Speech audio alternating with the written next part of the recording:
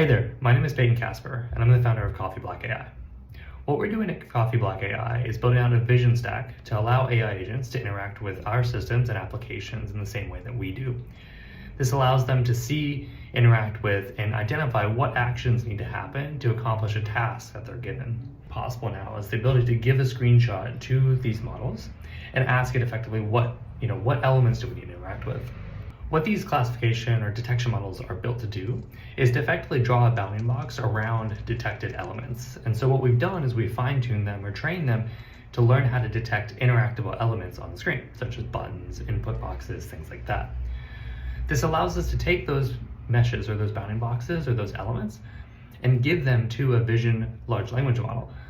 That LLM is then able to basically decide, okay, if the user says search for this person, they can then take that query, identify which element, in this case the input box, is relevant, and then identify what action needs to happen. So first they need to click on the box, then they need to type, and then hit enter, right? As a human traditionally would. This opens up a massive market both in browser-based applications, but also applications that run on our computer. One of the biggest challenges of this is identifying what does this element actually do. And so to do that, we can obviously train these models, and they're reasonably good at doing this. The challenge is they're expensive, right? When we have to give all of these meshes to a model to decide what needs to happen, that cost is incurred at inference every single time. The cool thing about vector databases like ApertureDB is that they're focused on multimodal data.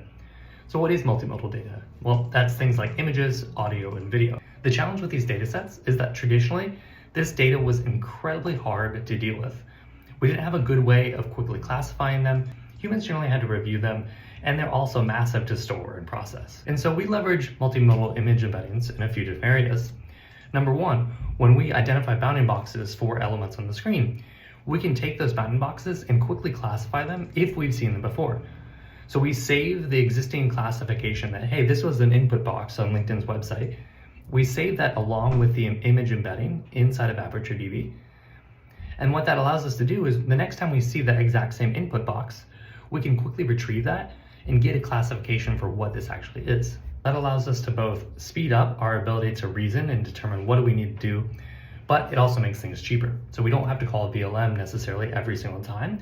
We can give textual descriptions of these elements that we've seen before to the VLM to help it to determine what do we actually need. The second part of this is on the dataset curation side. So if we think of interacting with applications and websites as effectively a video or session recording, what's happening is that the user is clicking through a bunch of stuff, waiting for different aspects of the application or the website to load and accomplishing some goal.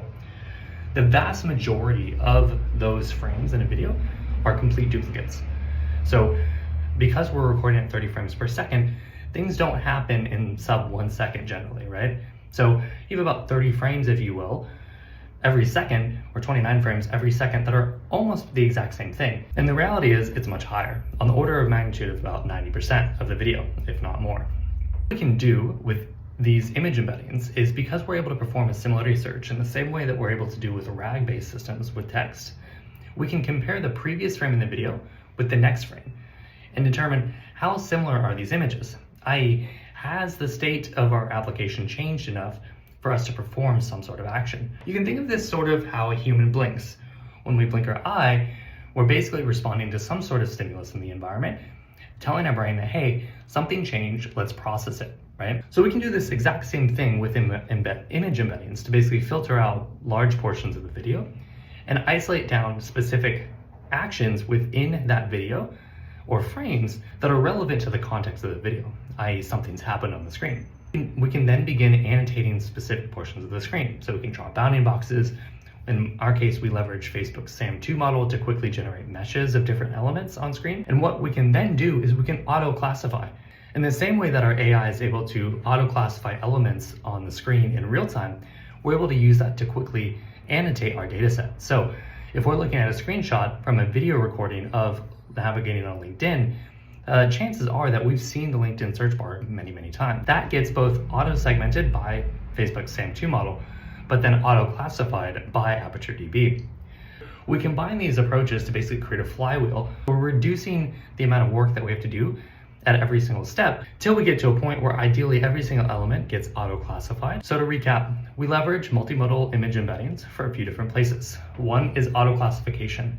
So that way, when we've seen things in the past, we can quickly identify what they are and leverage that existing knowledge in a very cheap way. And finally, we leverage image embeddings, essentially frame to frame. So as we're processing our environment, it really doesn't make sense to process every single frame because the likelihood of something changing every single frame is very, very low. And so we leverage ApertureDB as our multimodal data store. This effectively allows us to easily tie embeddings to the raw image and video data to correlate images to particular frames within the video, and then also store all of the annotation data with all of those images and those frames all in the same spot, and then use that to build this flywheel where we can auto-classify and also detect when we aren't doing well in particular environments.